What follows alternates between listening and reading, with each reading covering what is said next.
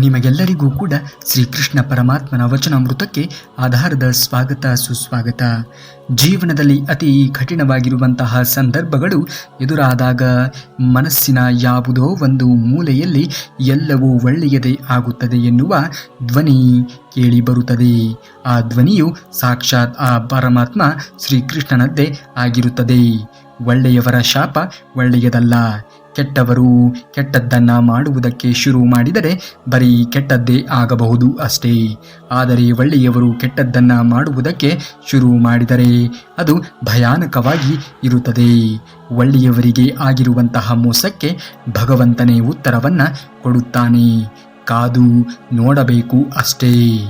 ನಾನೇ ಆದಿಯು, ನಾನೇ ಅಂತ್ಯವು, ಸಕಲವು ನಾನೇ ಆಗಿದ್ದೇನೆ. ನನ್ನನ್ನು ನಂಬುವುದಾದರೆ ಪೂರ್ಣ ಮನಸ್ಸಿನಿಂದ ಅನುಮಾನ ಇಲ್ಲದೆ ನಂಬು. ಶುದ್ಧ ಮನಸ್ಸಿನಿಂದ ಮಗು ತನ್ನ ತಾಯಿಯನ್ನು ಅಪ್ಪುವ ಹಾಗೆ ಒಪ್ಪಿಕೋ. ಆಗ ಮಾತ್ರ ನಾನು ನಿನಗೆ ಸಿಗುತ್ತೇನೆ ಎಂದು ಹೇಳುತ್ತಾನೆ ಶ್ರೀಕೃಷ್ಣ ಪರಮಾತ್ಮ. ನಮ್ಮನ್ನ ಭಾರ ಅಂದುಕೊಂಡವರ ಜೊತೆ ಬಲವಂತವಾಗಿ ಬದುಕುವುದಕ್ಕಿಂತ ಅವರಿಂದ ದೂರ ಆಗಿ ನಿಂತು ಹರಸುವುದೇ ಒಳಿತು. ಸ್ನೇಹವೇ ಆಗಲಿ ಸಂಬಂಧವೇ ಆಗಲಿ ಉಸಿರು ಅನಿಸಬೇಕೇ ಹೊರತು ಉಸಿರು ಗಟ್ಟಿಸುವಂತಹ ವಾತಾವರಣ ಇರಲೇಬಾರದು. ಮನಸ್ಸಿಗೆ ಮಾತನಾಡದಂತೆ ಇರಲು ಹೇಳಿದರೆ ನಿಮ್ಮ ಆತ್ಮ ಮಾತನಾಡುವುದನ್ನು ನೀವು ಕೇಳಬಹುದು. ಇದು ಕೇವಲ ಧ್ಯಾನದಿಂದ ಮಾತ್ರ ಸಾಧ್ಯವಾಗುವುದು. ಮೆದುಳಿಗೆ ಕೆಲಸ ಕೊಟ್ಟಾಗಲೆಲ್ಲ ಸಮಸ್ಯೆಗಳ ಬಗ್ಗೆ ಯೋಚಿಸುವ ಬದಲು ವಿಶ್ರಾಂತಿಯನ್ನು ನೀಡಿ ಧ್ಯಾನದ ಲಾಭವನ್ನು ಪಡೆದುಕೊಳ್ಳಿ. ಬದುಕು ಬದಲಾಗಬೇಕು ಅಂದರೆ ಮನಸ್ಥಿತಿ ಬದಲಾಗಬೇಕು. ಮನಸ್ಥಿತಿ ಬದಲಾಗಬೇಕು ಅಂದರೆ ಪರಿಸ್ಥಿತಿ ಬದಲಾಗಬೇಕು. ಪರಿಸ್ಥಿತಿಯು ಕೂಡ ಬದಲಾಗಬೇಕು ಅಂದರೆ ಕೇವಲ ನಾವು ಭಗವಂತನ ಆರಾಧನೆಯನ್ನು ಮಾಡಬೇಕು. ತಾಳ್ಮೆಯನ್ನ ಮೈಗೂಡಬೇಕಾದರೆ ಪರಮಾತ್ಮನ ಮೇಲೆ ಇಟ್ಟಿರುವಂತಹ ನಂಬಿಕೆ ಗಟ್ಟಿಗೊಳ್ಳಬೇಕು. ಯಾವುದಕ್ಕಾಗಿ ಚಿಂತೆ, ಯಾವುದಕ್ಕಾಗಿ ಭಯ, ಏನಾಗುವುದೋ ಎಂದು ಯೋಚಿಸುತ್ತಾ ಕಾಲಹರಣವನ್ನ ಮಾಡಬೇಡ. ಮೇಲೊಬ್ಬ ಇರುವನು ನಿನ್ನನ್ನು ಕಾಯುವುದಕ್ಕೆ. ನಿನ್ನ ಕೆಲಸವನ್ನ ನೀನು ಪೂರ್ಣ ಶ್ರದ್ಧೆಯಿಂದ ಮಾಡು. ಏನೇ ಆದರೂ ಕೂಡ ನಿನ್ನ ಒಳಿತಿಗಾಗಿಯೇ ಆಗುತ್ತದೆ. ಅಹಂಕಾರ ಯಾವಾಗಲೂ ಕೂಡ ಕಾಲಿನ ಕೆಳಗೆ ಇರಬೇಕು. ತಲೆಯಲ್ಲಿ ಇದ್ದರೆ ಕಿರೀಟವನ್ನ ಧರಿಸುವುದಕ್ಕೆ ಜಾಗವೇ ಇರುವುದಿಲ್ಲ. ನಿಂದಿಸು ನಿಂದಿಸು, ಒಬ್ಬರನ್ನ ಎಷ್ಟು ಬೇಕಾದರೂ ಕೂಡ ನಿಂದಿಸು. ಸತ್ಯವನ್ನ ತಿಳಿದು ನಿಂದಿಸು. ಆದರೆ ನೀನು ನಿಂದಿಸಿದ್ದು ಅಸತ್ಯವಾಗಿ ಇದ್ದರೆ ನೀನು ನಿಂದಿಸಿದವರ ಕಣ್ಣೀರಿನಿಂದಲೇ ನಿನ್ನ ಸರ್ವನಾಶ ಎನ್ನುವುದು ಖಂಡಿತ. ಕೋಪವು ವ್ಯಕ್ತಿಯ ಬುದ್ಧಿವಂತಿಕೆಯನ್ನ ಕೆಡಿಸುತ್ತದೆ ಮತ್ತು ಅದು ಇತರರಿಗಿಂತ ತನಗೆ ಹೆಚ್ಚು ಹಾನಿಯನ್ನ ಮಾಡುತ್ತದೆ. ಯಾವುದು ಶಾಶ್ವತ ಅಲ್ಲ. ದೇವರು ಎಲ್ಲಿಯ ತನಕ ಆರೋಗ್ಯವನ್ನ ನೋಡುತ್ತಾನೆಯೋ ಅಲ್ಲಿಯ ತನಕ ಯಾರ ಮನಸ್ಸು ಕೂಡ ನೋಯಿಸದೆ ಆದರೆ ಉಪಕಾರ ಮಾಡಿ ಪ್ರೀತಿಯಿಂದ ಮಾತನಾಡಿ ಧೈರ್ಯ ಕೊಡಿ. ಇಲ್ಲದಿದ್ದರೆ ಹಾಸಿಗೆ ಇದ್ದಷ್ಟು ಕಾಲನ್ನ ಚಾಚಿ ಗಾದೆ ಮಾತಿಗೆ ಅನುಗುಣವಾಗಿ ಜೀವನವನ್ನ ನಡೆಸಿ. ನಮ್ಮ ಕೈಯಲ್ಲಿ ಇರುವುದು ಏನೂ ಕೂಡ ಇಲ್ಲ. ಭಗವಂತನ ಇಚ್ಛೆ ಎಲ್ಲವೂ ಕೂಡ ಆಗಿರುತ್ತದೆ. ಅದರಲ್ಲಿ ನಿಮ್ಮ ಕೋಪ, ದುರಹಂಕಾರ, ಹಣ, ಅಧಿಕಾರ ಎಲ್ಲವೂ ಕೂಡ ತಾತ್ಕಾಲಿಕ. ಅಹಂಕಾರ ಇಲ್ಲದೆ ಇರುವಂತಹ ಮನುಷ್ಯ ಯಾವ ಧರ್ಮ ಗ್ರಂಥಗಳನ್ನು ಕೂಡ ಓದದೆಯೇ, ಯಾವ ಮಂದಿರವನ್ನು ಕೂಡ ಪ್ರವೇಶಿಸದೆಯೇ ಮೋಕ್ಷವನ್ನ ಪಡೆಯಬಹುದು. ಬದುಕಿನಲ್ಲಿ ನೀರಿನಂತಿರಿ, ತಿಳಿ ನೀರಿನಂತೆ ಹರಿಯುತ್ತಲೇ ಇರಿ. ಸದಾ ಕಸ ಕಲ್ಲು ತಮ್ಮಷ್ಟಕ್ಕೆ ತಾವೇ ದಡಕ್ಕೆ ಸೇರುತ್ತವೆ. ನಿಮಗೇನು ಬೇಕೋ ಅದಕ್ಕಾಗಿ ನೀವು ಹೋರಾಟವನ್ನ ಮಾಡದೇ ಇದ್ದರೆ ಕಳೆದುಕೊಂಡಿದ್ದನ್ನ ನೋಡಿ ಕಣ್ಣೀರನ್ನ ಸುರಿಸುವುದಕ್ಕೆ ಹೋಗಲೇಬಾರದು. ಪ್ರತಿಯೊಂದು ಜೀವಿಗೂ ಕೂಡ ಭಗವಂತನು ಅವನು ಹುಟ್ಟುವ ಮೊದಲೇ ಆಯಸ್ಸು, ಪುಣ್ಯ, ಪಾಪ ಕಾರ್ಯ, ವಿದ್ಯೆ, ಸಂಪತ್ತು ಮತ್ತು ಮರಣ ಈ 5 ಕೂಡ ನಿಶ್ಚಯಿಸಿ ಭೂಮಿಗೆ ಕಳಿಸಿರುತ್ತಾನೆ.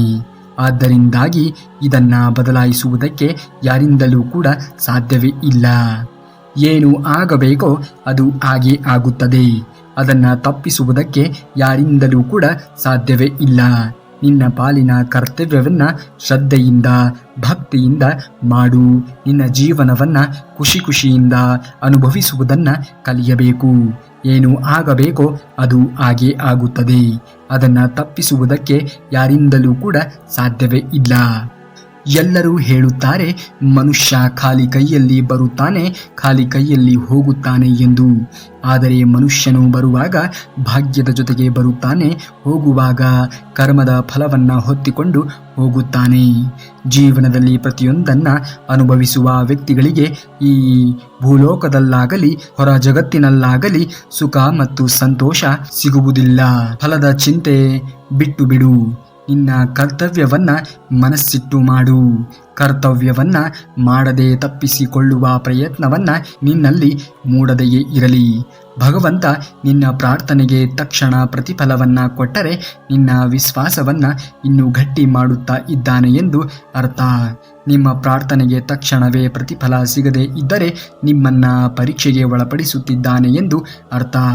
ನಿಮ್ಮ ಪ್ರಾರ್ಥನೆಗೆ ಯಾವತ್ತಿಗೂ ಕೂಡ ಪ್ರತಿಫಲವೇ ಸಿಗದೆ ಇದ್ದರೆ ನಿಮಗೆ ಅತ್ಯುತ್ತಮವಾದದ್ದನ್ನು ಕಾಯಿಸುತ್ತಾ ಇದ್ದಾನೆ ಎಂದು ಅರ್ಥ. ಕಾಲ ಉತ್ತರ ಕೊಡುವಾಗ ಸಾಕ್ಷಿಯ ಒಂದು ಅವಶ್ಯಕತೆಯೇ ಇರುವುದಿಲ್ಲ. ಕಾಲಕ್ಕೆ ತುಂಬ ಚೆನ್ನಾಗಿ ತಿಳಿದಿದೆ ಯಾರಿಗೆ ಯಾವುದನ್ನ ಯಾವ ಸಮಯದಲ್ಲಿ ಕೊಡಬೇಕು ಎಂದು. ವಾದವಿರುವ ಮಾತಿಗಿಂತ ಸ್ವಾದ ಇರುವಂತಹ ಮೌನವೇ ಅತ್ಯುತ್ತಮ. ನೀವು ಯಾವುದೇ ಸೇಡನ್ನ ತೀರಿಸಿಕೊಳ್ಳುವಂತಹ ಅವಶ್ಯಕತೆಯೇ ಇಲ್ಲ. ಕೇವಲ ಒಂದು ಹೆಜ್ಜೆ ಹಿಂದೆ ಇಟ್ಟು ಕಾದು ನೋಡಿ. ನಿಮ್ಮನ್ನ ನೋವಿನಿಂದ ನರಳುವಂತೆ ಮಾಡಿದವರು ಕ್ರಮೇಣವಾಗಿ ತಮ್ಮನ್ನ ತಾವೇ ನೋವಿನಿಂದ ನರಳಿಸಿಕೊಳ್ಳುತ್ತಾರೆ. ನೀನು ಅದೃಷ್ಟಶಾಲಿ ವ್ಯಕ್ತಿಯಾಗಿದ್ದರೆ ಖಂಡಿತವಾಗಿಯೂ ಕೂಡ ಅದನ್ನೆಲ್ಲವನ್ನ ನೋಡುತ್ತೀಯಾ. ಜೀವನದಲ್ಲಿ ನೀವು ನಿಮ್ಮ ಗುರಿಗಳನ್ನು ಸಾಧಿಸುವಲ್ಲಿ ವಿಫಲವಾಗಿದ್ದೇವೆ ಎಂದು ನಿಮ್ಮ ಗುರಿಯನ್ನೇ ಬದಲಾಯಿಸುವುದಕ್ಕೆ ಹೋಗಬಾರದು. ಗುರಿಯನ್ನ ಬದಲಾಯಿಸುವಂತಹ ಜಾಗದಲ್ಲಿ ನಿಮ್ಮ ದಾರಿಯನ್ನ ಬದಲಿಸಿ. ಆಗ ನಿಮ್ಮ ಗುರಿಯನ್ನ ತಲುಪಬಹುದು. ನೀವು ಮಾಡಬೇಕಾಗಿರುವಂತಹ ಎಲ್ಲವನ್ನ ಮಾಡಿ, ಆದರೆ ದುರಾಸೆಯಿಂದ ಅಲ್ಲವೇ ಅಲ್ಲ, ಅಹಂಕಾರದಿಂದ ಅಲ್ಲವೇ ಅಲ್ಲ, ಅಸೂಹೆಯಿಂದಲೂ ಕೂಡ ಅಲ್ಲ, ಬದಲಾಗಿ ಪ್ರೀತಿ, ಕರುಣೆ, ನಮ್ರತೆ ಮತ್ತು ಭಕ್ತಿಯಿಂದ ಮಾಡಿ. ಭಯ ಪಡುವುದಕ್ಕೆ ಹೋಗಬೇಡಿ. ಯಾವುದೂ ಕೂಡ ನಿಜ ಅಲ್ಲವೇ ಅಲ್ಲ, ಅದು ಎಂದಿಗೂ ಕೂಡ ಇರುವುದಿಲ್ಲ ಮತ್ತು ಎಂದಿಗೂ ನಿಜವಾಗಿ ಇರುವುದಿಲ್ಲ. ಯಾವುದು ನಿಜ ಅದು ಎಂದಿಗೂ ಕೂಡ ಇದ್ದೇ ಇರುತ್ತದೆ. ಅದನ್ನು ಸರ್ವನಾಶ ಮಾಡುವುದಕ್ಕೆ ಯಾರಿಂದಲೂ ಕೂಡ ಸಾಧ್ಯವೇ ಇಲ್ಲ. ಕೆಲಸಗಳು ನನ್ನನ್ನು ಬಂಧಿಸುವುದಿಲ್ಲ, ಏಕೆಂದರೆ ನಾನು ಕೆಲಸದ ಮೇಲೆ ನಂಬಿಕೆಯನ್ನು ಇಟ್ಟಿದ್ದೇನೆ. ಬಯಕೆಯು ಸಂತೋಷದ ದೊಡ್ಡ ವಿನಾಶದಲ್ಲಿ ಒಂದಾಗಿದೆ. ಯಾವ ವ್ಯಕ್ತಿಯಲ್ಲಿ ಬಯಕೆ ಎನ್ನುವುದು ಅತಿಯಾಗಿ ಇರುತ್ತದೆಯೋ ಅವನು ಸಂತೋಷವಾಗಿ ಇರುವುದಕ್ಕೆ ಸಾಧ್ಯವೇ ಇಲ್ಲ. ಯಾರು ಇತರರ ಜೀವನವನ್ನು ನೋಡಿ ನಮ್ಮ ಜೀವನವೂ ಕೂಡ ಹಾಗೇ ಇರಬೇಕು ಎಂದು ಊಹೆಯನ್ನು ಮಾಡುತ್ತಾರೆಯೋ ಅವರು ಎಂದಿಗೂ ಕೂಡ ಮುಂದೆ ಬರುವುದಕ್ಕೆ ಸಾಧ್ಯವೇ ಇಲ್ಲ. ಚಿಂತೆಗಳು ಜೀವನದಲ್ಲಿ ಏನನ್ನೂ ಕೂಡ ನಿರ್ಮಿಸುವುದಿಲ್ಲ ಅಥವಾ ಸಹಾಯವನ್ನು ಕೂಡ ಮಾಡುವುದಿಲ್ಲ. ಚಿಂತೆ ಎನ್ನುವುದು ಮನುಷ್ಯನನ್ನ ಚಿತೆಗೆ ಏರುವಂತೆ ಮಾಡುತ್ತದೆ. ನಿಜವಾದ ಸಂತೋಷವು ಮನಸ್ಸಿನ ಸ್ಥಿತಿಯಾಗಿದೆ. ಸಂತೋಷದ ಕೀಲಿ ಕೈ ಅಂದರೆ ಆಸೆಗಳನ್ನು ಕಡಿಮೆ ಮಾಡುವುದು. ಯಾವ ವ್ಯಕ್ತಿ ಆಸೆಗಳನ್ನು ಕಡಿಮೆ ಮಾಡುತ್ತಾನೆಯೋ ಅವನ ಜೀವನದಲ್ಲಿ ಸಂತೋಷ ಎನ್ನುವುದು ಮನೆ ಮಾತಾಗಿರುತ್ತದೆ.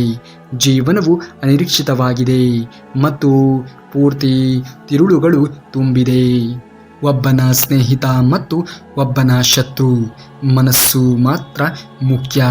ಬೇರೊಬ್ಬರ ಜೀವನವನ್ನು ಅನುಸರಿಸಿ ಪರಿಪೂರ್ಣವಾಗಿ ಬದುಕುವುದಕ್ಕಿಂತ ನಿಮ್ಮ ಸ್ವಂತ ಹಣೆಬರಹವನ್ನು ಅಪೂರ್ಣವಾಗಿ ಬದುಕುವುದು ಅತ್ಯುತ್ತಮ. ಯಾವುದೇ ಗದ್ದಲಗಳು ಇಲ್ಲದೆ ಇರುವವನು ನಿಜವಾಗಿಯೂ ಕೂಡ ಇತರರನ್ನ ಪ್ರೀತಿಸುತ್ತಾನೆ, ಏಕೆಂದರೆ ಅವರ ಪ್ರೀತಿ ಶುದ್ಧ ಮತ್ತು ದೈವಿಕವಾಗಿ ಇರುತ್ತದೆ. ಬದಲಾವಣೆಯು ಪ್ರಪಂಚದ ನಿಯಮವಾಗಿದೆ. ಒಂದು ಕ್ಷಣದಲ್ಲಿ ನೀವು ಲಕ್ಷದ ಮಾಲೀಕರು ಕೂಡ ಆಗುತ್ತೀರಿ, ಇನ್ನೊಮ್ಮೆ ನೀವು ಹಣ ಇಲ್ಲದವರು ಕೂಡ ಆಗುತ್ತೀರಿ. ಮನಸ್ಸು ಚಂಚಲವಾಗಿದೆ. ಅದು ಪ್ರತಿ ಬಾರಿಯೂ ಕೂಡ ನಿಮ್ಮ ಮಾತಿಗೆ ವಿಧೇಯವಾಗುವುದಿಲ್ಲ. ಮನಸ್ಸು ಕೆಟ್ಟದ್ದಾಗಿ ವರ್ತಿಸಿದಾಗ ಅದನ್ನು ಸಮಚಿತ್ತದ ಸ್ಥಾನಕ್ಕೆ ತರಲು ವಿವೇಚನಾ ಬುದ್ಧಿಯನ್ನ ಬಳಸಬೇಕಾಗುತ್ತದೆ. ಇಂದ್ರಿಯಗಳ ಆನಂದವು ಮೊದಮೊದಲು ಅಮೃತದಂತೆ ಕಂಡರೂ ಕೂಡ ಕೊನೆಗೆ ಕಹಿಯಾಗಿಯೇ ಇರುತ್ತದೆ. ಮೊದಮೊದಲು ಜೀವನದಲ್ಲಿ ಒಳ್ಳೆಯ ಪುಸ್ತಕವೇ ಆಗಲಿ, ಒಳ್ಳೆಯ ವ್ಯಕ್ತಿಯೇ ಆಗಲಿ ಅರ್ಥವಾಗುವುದೇ ಇಲ್ಲ. ಯಾರು ಆಸೆಯಿಂದ ಮುಕ್ತರಾಗಿ ಇರುತ್ತಾರೆಯೋ ಮತ್ತು ಯಾರು ದ್ವೇಷವನ್ನ ತೊರೆದು ತಮ್ಮ ಆತ್ಮವನ್ನ ಬಲ್ಲರೋ, ಅವರು ಮನಸ್ಸಿನಲ್ಲಿ ಸಾಮರಸ್ಯ ಇರುವುದೋ ಅವರಿಗೆ ದೇವರು ಶಾಂತಿಯನ್ನ ಕರುಣಿಸುತ್ತಾನೆ. ನಿಮ್ಮ ಜೀವನ ಎನ್ನುವುದು ಇತರರಿಗೆ ನೀವು ಯಾವುದೇ ರೀತಿಯಾಗಿ ಕೆಡಕನ್ನ ಬಯಸಲೇಬಾರದು. ಆಗ ಆಗುವುದೆಲ್ಲ ಒಳ್ಳೆಯದೇ ಆಗುತ್ತದೆ. ದೇವರು ಇದ್ದಾನೆ, ದೇವರನ್ನ ನಂಬಿ, ಆಗ ಆಗುವುದೆಲ್ಲ ಒಳ್ಳೆಯದೇ ಆಗುತ್ತದೆ. ದೇವರು ಎಲ್ಲವನ್ನ ನೋಡುತ್ತಾನೆ, ಎಲ್ಲರನ್ನ ವೀಕ್ಷಣೆ ಮಾಡುತ್ತಾನೆ. ಯಾರ ಸಮಯದಲ್ಲಿ ಯಾವುದನ್ನ ಕರುಣಿಸಬೇಕು, ಯಾವ ಸಮಯದಲ್ಲಿ ಕೊಟ್ಟಿರುವುದನ್ನ ಕಸಿದುಕೊಳ್ಳಬೇಕು ಎನ್ನುವುದು ದೇವರಿಗೆ ತುಂಬ ಚೆನ್ನಾಗಿ ತಿಳಿದಿದೆ. ದೇವರ ಮೇಲೆ ನಂಬಿಕೆಯನ್ನಿಡಿ, ಆಗುವುದೆಲ್ಲ ಒಳ್ಳೆಯದೇ ಆಗುತ್ತದೆ. ನೀವು ದೇವರನ್ನ ನಂಬಿದಾಗ ಮಾತ್ರ ಜೀವನದಲ್ಲಿ ಮುಂದೆ ಬರುವುದಕ್ಕೆ ಸಾಧ್ಯವಾಗುವುದು. ಆ ಕ್ಷಣದಲ್ಲಿ ಮಾತ್ರ ನಿಮಗೆ ದೇವರನ್ನ ನಂಬಬೇಕೋ ಬಿಡಬೇಕೋ ಎಂದು ಅನಿಸುತ್ತದೆ. ಆದರೆ ಖಂಡಿತವಾಗಿಯೂ ಕೂಡ ದೇವರನ್ನ ಯಾವ ವ್ಯಕ್ತಿ ನಂಬುತ್ತಾನೆಯೋ ಆತನು ಮುಂದೆ ಬಂದೇ ಬರುತ್ತಾನೆ. ಮೌನವಾಗಿ ಇರಿ. ಯಾವ ಜನರು ಏನನ್ನ ಹೇಳಿದರೂ ಕೂಡ ನೀವು ಮೌನ ವಹಿಸುವುದನ್ನು ಕಲಿಯಬೇಕು. ನೀವು ಮಾತನಾಡಬೇಕಾಗಿರುವುದು ನಿಮ್ಮ ಸಾಧನೆಯ ಹಾದಿಯಲ್ಲಿ ಸಾಧಿಸಿ ತೋರಿಸುತ್ತಾ ಮಾತನಾಡಬೇಕು. ಇಲ್ಲಿ ಯಾರೂ ಕೂಡ ಒಳ್ಳೆಯವರಲ್ಲ, ಯಾರೂ ಕೂಡ ಕೆಟ್ಟವರಲ್ಲ. ಕೇವಲ ಅವರವರ ಸ್ವಾರ್ಥಕ್ಕೆ ಅನುಗುಣವಾಗಿ ಜೀವನವನ್ನು ನಡೆಸುತ್ತಾರೆ. ನೀವು ನಿಮ್ಮ ಅನುಭವಗಳಿಂದ ಯಾವುದೇ ಕಾರಣಕ್ಕೂ ಕೂಡ ಇತರರಿಗೆ ಹಾನಿಯನ್ನ ಉಂಟು ಮಾಡುವುದಕ್ಕೆ ಹೋಗಲೇಬಾರದು. ನಿಮ್ಮನ್ನ ಯಾರೇ ನೋಯಿಸಲಿ ಅವರಿಗೆ ನಿಮ್ಮ ಬೆಲೆ ಸರಿಯಾಗಿ ತಿಳಿಯಬೇಕು ಅಂದರೆ ನೀವು ಈ ಕೆಲಸವನ್ನ ಮಾಡಲೇಬೇಕು. ನೀವು ಅವರನ್ನ ನಿಮ್ಮ ತಲೆಯಿಂದ ತೆಗೆದುಹಾಕಿ. ಆದರೆ ಅವರು ಮಾಡಿರುವಂತಹ ಅವಮಾನಗಳನ್ನು ಯಾವತ್ತಿಗೂ ಕೂಡ ಮರೆಯಬಾರದು. ಅವರ ಅವಮಾನಕ್ಕೆ ನಿಮ್ಮ ಸಾಧನೆಯೇ ಉತ್ತರವಾಗಬೇಕು. ಎಲ್ಲರೂ ಸಾಧಿಸುತ್ತಾರೆ, ಆದರೆ ಎಲ್ಲರೂ ಅದನ್ನು ಕಾಪಾಡಿಕೊಳ್ಳುವುದಿಲ್ಲ. ಎಲ್ಲರೂ ಬೆಳೆಯುತ್ತಾರೆ, ಆದರೆ ಆ ಬೆಳವಣಿಗೆ ಕೊನೆಯವರೆಗೂ ಕೂಡ ಉಳಿಸಿಕೊಳ್ಳುವುದು ಕೆಲವರಿಗೆ ಮಾತ್ರ ಗೊತ್ತಿರುತ್ತದೆ. ನೀವು ಅವರಿಗಿಂತಲೂ ಕೂಡ ಹೆಚ್ಚು ಬೆಳೆದು ತೋರಿಸಬೇಕು. ಆ ಛಲ ನಿಮ್ಮಲ್ಲಿ ಇದ್ದಾಗ ಏನಾದರೂ ಮಾಡಿ ಸಾಧಿಸಿಯೇ ಸಾಧಿಸುತ್ತೇನೆ ಎನ್ನುವಂತಹ ಹಂಬಲ ನಿನ್ನಲ್ಲಿ ಇದ್ದಾಗ ಯಾವ ವ್ಯಕ್ತಿಯೂ ಕೂಡ ನಿಮ್ಮನ್ನು ಏನೂ ಮಾಡುವುದಕ್ಕೆ ಸಾಧ್ಯವೇ ಆಗುವುದಿಲ್ಲ. ಮೊದಲು ನಿನ್ನಲ್ಲಿ ಹಠ ಎನ್ನುವುದು ಇರಬೇಕು. ತದನಂತರದಲ್ಲಿ ಅದು ನಿಮ್ಮನ್ನು ಬಹುದೊಡ್ಡದಾಗಿರುವಂತಹ ಸ್ಥಾನಕ್ಕೆ ಕೊಂಡೊಯ್ಯುತ್ತದೆ. ಹಠ ಇದ್ದರೆ ಮಾತ್ರ ಬದುಕಿನಲ್ಲಿ ಏನಾದರೂ ಸಾಧಿಸುವುದಕ್ಕೆ ಸಾಧ್ಯವಾಗುವುದು. ನಮ್ಮನ್ನ ಕುರಿತು 1000 ಜನರು ಸಾವಿರಾರು ಮಾತನಾಡಲಿ, ಆದರೆ ನಾವು ನಡೆಯುವಂತಹ ದಾರಿ ಸದಾ ಕಾಲ ಪ್ರಾಮಾಣಿಕವಾಗಿ ಇರಲಿ. ಯಾವ ವ್ಯಕ್ತಿಯು ಪ್ರಾಮಾಣಿಕತೆಯ ದಾರಿಯಲ್ಲಿ ಮುಂದುವರಿಯುತ್ತಾನೆಯೋ ಆತನು ಬೆಳವಣಿಗೆಯನ್ನು ಹೊಂದುವುದಕ್ಕೆ ಸ್ವಲ್ಪ ತಡವೇ ಆಗಬಹುದು, ಆದರೆ ಅವನ ಬೆಳವಣಿಗೆ ಯಾರೂ ಕೂಡ ಮುಟ್ಟದೇ ಇರುವ ರೀತಿಯಲ್ಲಿ ಇರುತ್ತದೆ. ಅಧರ್ಮದಿಂದ ಶತ್ರುವು ಹಲವು ಬಾರಿ ಗೆಲುವನ್ನು ಸಾಧಿಸಬಹುದು, ಆದರೆ ಧರ್ಮ ಎದುರಾದಾಗ ಅವನು ಸೋಲಲೇಬೇಕು. ಅವನ ನಿರ್ನಾಮವನ್ನು ತಪ್ಪಿಸುವುದಕ್ಕೆ ಯಾರಿಂದಲೂ ಕೂಡ ಸಾಧ್ಯವೇ ಆಗುವುದಿಲ್ಲ. ನಾವು ಕರ್ಮಗಳ ಮೇಲೆ ನಂಬಿಕೆಯನ್ನು ಇಟ್ಟು ಒಳ್ಳೆಯ ಕರ್ಮಗಳನ್ನು ಜೀವನದಲ್ಲಿ ಅಳವಡಿಸಿಕೊಂಡು ಜೀವನವನ್ನು ಸಾಗಿಸಬೇಕು. ನಾವು ಒಳ್ಳೆಯ ಕಾರ್ಯಗಳನ್ನು ಒಳ್ಳೆಯ ಕರ್ಮಗಳನ್ನು ಮಾಡುತ್ತಾ ಜೀವನವನ್ನು ಮುಂದುವರಿಸಿದಾಗ ನಾವು ದೇವರನ್ನು ಹುಡುಕಿಕೊಂಡು ದೇವ ಮಂದಿರಗಳಿಗೆ ಅಲಿಯುವಂತಹ ಅವಶ್ಯಕತೆಯೇ ಇರುವುದಿಲ್ಲ. ಯಾವ ವ್ಯಕ್ತಿಯು ಧರ್ಮ ಪಾಲನೆಯನ್ನು ಮಾಡುತ್ತಾನೆಯೋ, ಯಾವ ವ್ಯಕ್ತಿಯು ಧರ್ಮದ ದಾರಿಯಲ್ಲಿ ಮುಂದುವರಿಯುತ್ತಾನೆಯೋ, ಯಾವ ವ್ಯಕ್ತಿಯು ಇತರರಿಗೆ ಕೆಡಕನ್ನು ಬಯಸದೆ ತನ್ನ ಪಾಡಿಗೆ ತಾನಿದ್ದು ಯಾರಿಗೂ ಕೂಡ ಕೆಟ್ಟದ್ದನ್ನು ಬಯಸದೆ ಒಳ್ಳೆಯದನ್ನೇ ಬಯಸುತ್ತಾ ಇರುತ್ತಾನೆಯೋ ಆತನ ಬಳಿಯಲ್ಲಿ ದೇವರು ಖಂಡಿತವಾಗಿಯೂ ನೆಲೆಸಿರುತ್ತಾನೆ. ಯಾರು ನಿಮ್ಮನ್ನ ಕೆಟ್ಟದ್ದಾಗಿ ನಡೆಸಿಕೊಳ್ಳುತ್ತಿದ್ದಾರೆಯೋ, ಯಾರು ನಿಮ್ಮ ಬಗ್ಗೆ ಕೆಟ್ಟ ಆಲೋಚನೆಗಳನ್ನು ಮಾಡುತ್ತಾ ಇರುತ್ತಾರೆಯೋ ಅವರಿಗೂ ಕಾಲ ಕೂಡಿ ಬಂದೇ ಬರುತ್ತದೆ. ಅವರ ಬಗ್ಗೆಯೂ ಕೂಡ ಕೆಟ್ಟದ್ದಾಗಿ ಆಲೋಚನೆಗಳನ್ನು ಮಾಡುವಂತಹ ಜನರು ಸೃಷ್ಟಿಯಾಗಿರುತ್ತಾರೆ. ನಮ್ಮ ವ್ಯಕ್ತಿತ್ವ ಅನ್ನುವುದು ಸ್ವಲ್ಪ ಮಟ್ಟಿಗೆ ಕಠೋರವಾಗಿ ಇರಬೇಕಂತೆ. ಕೆಲವು ಸಂದರ್ಭಗಳಲ್ಲಿ ನಮ್ಮ ಸರಳತೆ ಮತ್ತು ಸವಿನುಡಿಗಳನ್ನು ನಮ್ಮ ದೌರ್ಬಲ್ಯವೆಂದು, ನಟನೆಯೆಂದು ಪರಿಗಣಿಸಲಾಗುತ್ತದೆ. ಹಾಗಾಗಿ ಜೀವನದಲ್ಲಿ ಕೆಲವೊಮ್ಮೆ ನಾವು ಕಠೋರವಾಗಿ ನಡೆಯುವುದನ್ನು ಕೂಡ ಕಲಿಯಬೇಕು. ಮನುಷ್ಯ ಎಲ್ಲಿ ಹೇಗೆ ಯಾವ ರೀತಿಯಾಗಿ ವರ್ತಿಸಬೇಕು ಎನ್ನುವುದನ್ನು ಕಲಿಯಲೇಬೇಕು. ಇಲ್ಲವೆಂದರೆ ಈಗಿನ ಸಮಾಜದಲ್ಲಿ ನಾವು ಬದುಕುವುದು ಕೊಂಚ ತೊಂದರೆಗೆ ಒಳಗಾಗಬಹುದು. ಎಲ್ಲ ಸಮಯದಲ್ಲಿ ನಾವು ಒಂದೇ ರೀತಿಯಾಗಿ ಇದ್ದರೆ, ಎಲ್ಲ ಸಮಯದಲ್ಲಿಯೂ ಕೂಡ ನಾವು ಒಂದೇ ರೀತಿ ವರ್ತನೆಯನ್ನು ತೋರಿದರೆ ಇಂದಿನ ಜನರು ನುಂಗಿ ಹಾಕುತ್ತಾರೆ. ಟೀಕೆಗಳಿಗೆ ನಮ್ಮ ವ್ಯಕ್ತಿತ್ವ, ನಡವಳಿಕೆ, ನಮ್ಮ ಜೀವನ ಉತ್ತರವನ್ನು ನೀಡಬೇಕೇ ಹೊರತು ಮಾತಿನಿಂದ ಅಲ್ಲವೇ ಅಲ್ಲ. ಯಾವ ರೀತಿಯಾಗಿ ಜನರು ನಿಮ್ಮನ್ನು ಟೀಕೆಗೆ ಒಳಪಡಿಸುತ್ತಾರೆಯೋ ಆ ಟೀಕೆಗಳಿಂದಲೇ ನೀವು ಪ್ರಭಾವಿತರಾಗಿ ಜೀವನದಲ್ಲಿ ಬೆಳೆದು ತೋರಿಸಬೇಕು. ಯಾವ ವ್ಯಕ್ತಿ ನಿಮ್ಮಿಂದ ಏನೂ ಕೂಡ ಆಗುವುದಿಲ್ಲ ಎಂದು ಹೇಳಿರುತ್ತಾನೆಯೋ ಆ ವ್ಯಕ್ತಿಯೇ ಕರೆದು ಒಂದು ದಿನ ನಿಮ್ಮನ್ನು ಸನ್ಮಾನಿಸಬೇಕು. ಆ ರೀತಿಯಾಗಿ ನೀವು ಬೆಳೆದು ತೋರಿಸಬೇಕು. ಬೆಳವಣಿಗೆ ಎನ್ನುವುದು ಎಲ್ಲರೂ ಕೂಡ ಹೊಂದುತ್ತಾರೆ, ಆದರೆ ಮನಸ್ಸು ಮಾಡಬೇಕು ಅಷ್ಟೇ. ಎಲ್ಲರಿಂದಲೂ ಕೂಡ ಸಾಧ್ಯ. ಇಲ್ಲಿ ಅಸಾಧ್ಯವಾದದ್ದು ಯಾವುದು ಕೂಡ ಇಲ್ಲ. ಆದರೆ ಆ ಅಸಾಧ್ಯವನ್ನು ಕೂಡ ಸಾಧ್ಯವಾಗಿಸುವಂತಹ ಶಕ್ತಿ ಪ್ರತಿಯೊಬ್ಬರಲ್ಲಿ ಇರುತ್ತದೆ. ಯಾರು ಆ ಶಕ್ತಿಯನ್ನು ಬಳಸಿಕೊಳ್ಳುತ್ತಾರೆಯೋ ಅವರು ಜೀವನದಲ್ಲಿ ಉತ್ತುಂಗತವಾಗಿರುವಂತಹ ಸ್ಥಾನಕ್ಕೆ ಏರುತ್ತಾರೆ.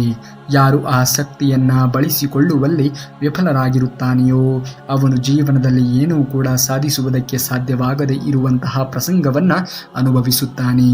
ನಿಮ್ಮ ಜೀವನವೂ ಕೂಡ ಹಾಗೆ ಆಗಬಾರದು ಅನ್ನುವುದೇ ಆದರೆ ಜೀವನದಲ್ಲಿ ಮುಂದೆ ಬರುವುದನ್ನು ಕಲಿತುಕೊಳ್ಳಿ. ಈ ಕ್ಷಣದಲ್ಲಿ, ಈ ಸಮಯದಲ್ಲಿ ಯಾರೇ ನಿಮ್ಮನ್ನು ಕುರಿತು ಏನೇ ಮಾತನಾಡಿದರೂ ಕೂಡ ತಲೆಗೆ ಹಚ್ಚಿಕೊಳ್ಳಬೇಡಿ. ಒಳ್ಳೆಯ ಸಮಯ ಎಲ್ಲರಿಗೂ ಬಂದೇ ಬರುತ್ತದೆ. ಆ ಕಾಲವೇ ಸರಿಯಾದ ಸಮಯವನ್ನು ಸೃಷ್ಟಿ ಮಾಡುತ್ತದೆ. ಅಲ್ಲಿಯವರೆಗೆ ನೀವು ತಾಳ್ಮೆಯಿಂದ ಕಾಯಿರಿ. ಆಗುವುದೆಲ್ಲ ಒಳ್ಳೆಯದೇ ಆಗುತ್ತದೆ. ನೀವೇನಾದರೂ ಶ್ರೀಕೃಷ್ಣ ಪರಮಾತ್ಮನ ಭಕ್ತರೇ ಆಗಿದ್ದರೆ ಈ ಕೂಡಲೇ ಈ ವಿಡಿಯೋಗೆ ಒಂದು ಲೈಕನ್ನು ಮಾಡಿ ಹಾಗೂ ಜೈ ಶ್ರೀಕೃಷ್ಣ ಪರಮಾತ್ಮ ಎಂದು ಕಮೆಂಟನ್ನು ಮಾಡಿ. ಇನ್ನು ಮುಂದಿನ ವಿಡಿಯೋದಲ್ಲಿ ಸಿಗುವವರೆಗೂ ಧನ್ಯವಾದ. ಕರುನಾಡಿಗೆ.